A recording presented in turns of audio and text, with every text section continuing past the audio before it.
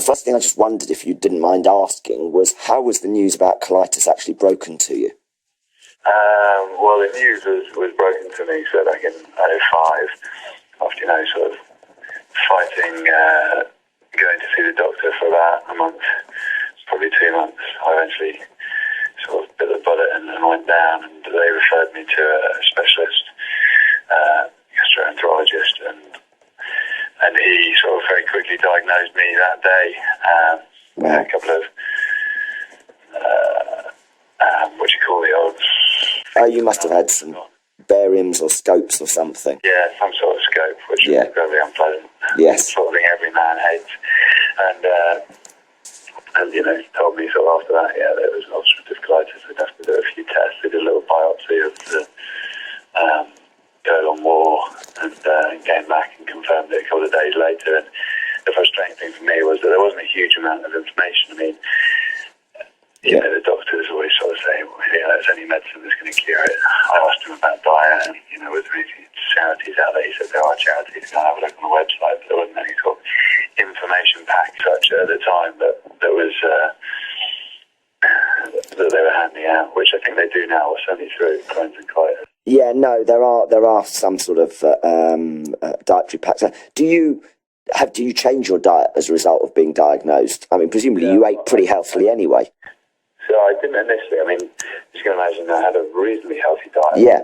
Healthy in some sense, it was overloaded in terms of protein, protein powdered shakes you take, protein bars, excess sort of consumption of meat, and to a huge extent red meat at the time, and all sorts of other stuff in terms of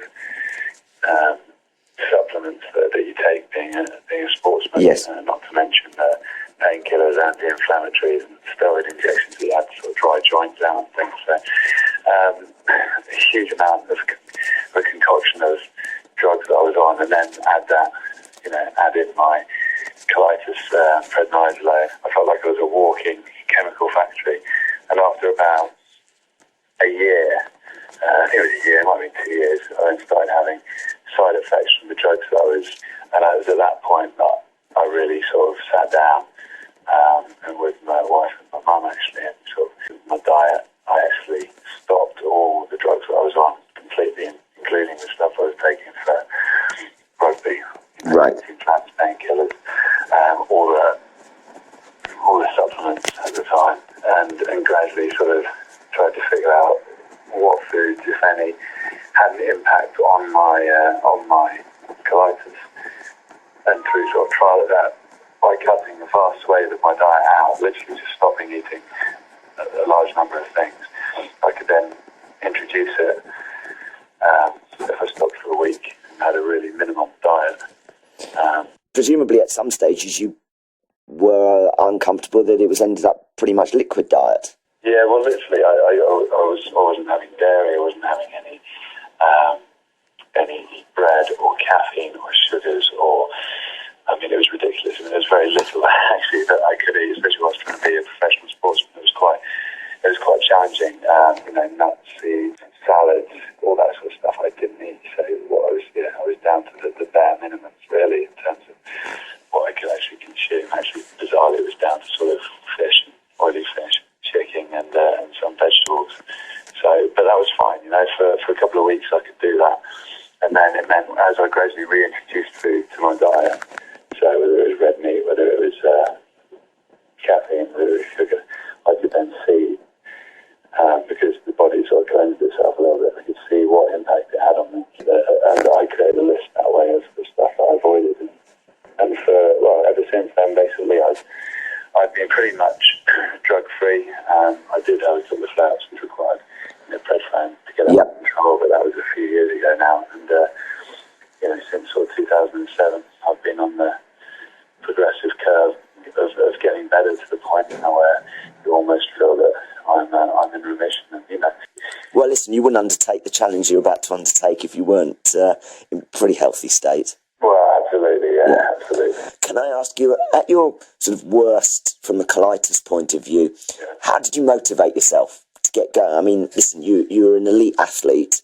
at absolutely the top of your game. Most of us, it's just getting up in the morning to do standard stuff. You had to do that because you've got a family and then perform at the highest level. How do you motivate yourself to do it? Do you know what I think? Maybe because of the nature of my life in sport, I was already adept at it, because by 2005, I'd had probably 10 operations already, maybe 9, something like that.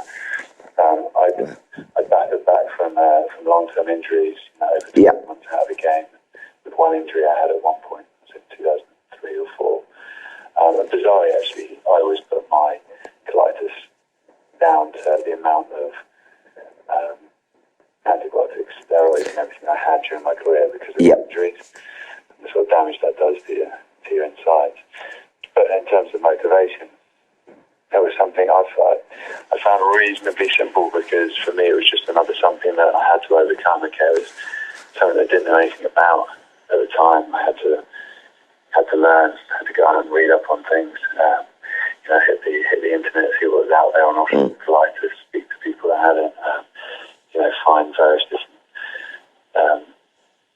websites to look at, and ultimately glean as much information and learn as much as I could about it and how people deal with it.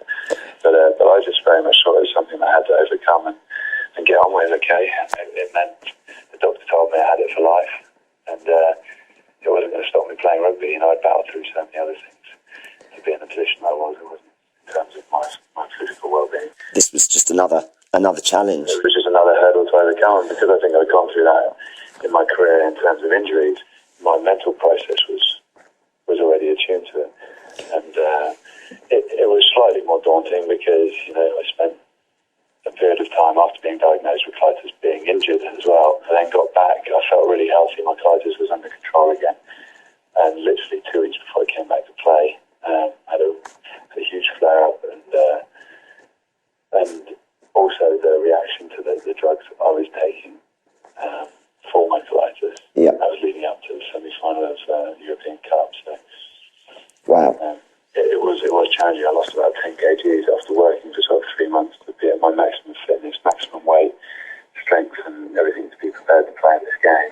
You just lost it pretty much instantly. Wow. So, that's a huge weight loss. Yeah, I was absolutely gutted, and at that point saw the huge transformation in my diet and everything else. But yeah, you have to find ways of dealing with it. And, one thing I've learned meeting all the people, and like yourself, Michael, is everyone finds a way of dealing with it. And whether it's the hard road or the slightly easier road. I think my condition, luckily I found something that worked for me reasonably quickly, and has been working ever since. And I've just got one other question, because you mentioned it to me when I first met you about one step at a time. Yeah. Are there lessons that you sort of had from your sporting life, because obviously you've played sport for all your life, that in a sense patients can learn from? Because I know you talk, I know you do a number of motivational things and tips and train. Are there sort of lessons from sport that patients who aren't necessarily involved in sport can learn from, coping mechanisms, motivational techniques? I said, from the big thing that I took from you was one step at a time. Yeah, absolutely. I mean, that is, for me, goal setting and short-term goal setting is the most important thing to deal with injury. And if you cross that over to colitis or dealing with illness, then it's short-term goal setting. If someone tells you, you can have this for the rest of your life, if you look at it and just think, oh my God, I'm going to have this for the rest of my life, that's a very daunting prospect. But if you break it down and say, right, okay, for the next month, you're going to set yourself a goal in terms of what you want to achieve, and that might not be with your illness, it might be something outside of it. It might be actually, okay, this is what I want to do during this month. I want to set myself a challenge of getting back to work without having the stress, or it's just short-term goal setting. Because you worry in the long term.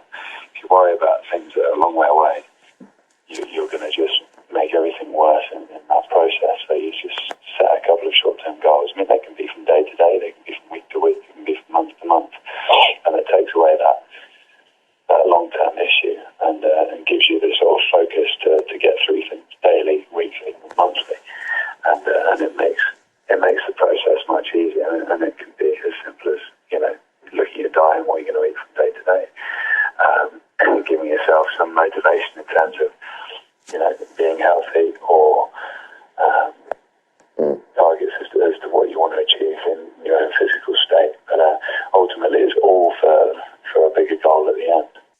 really appreciate you taking the time to share this. I really do. I'm very grateful to you.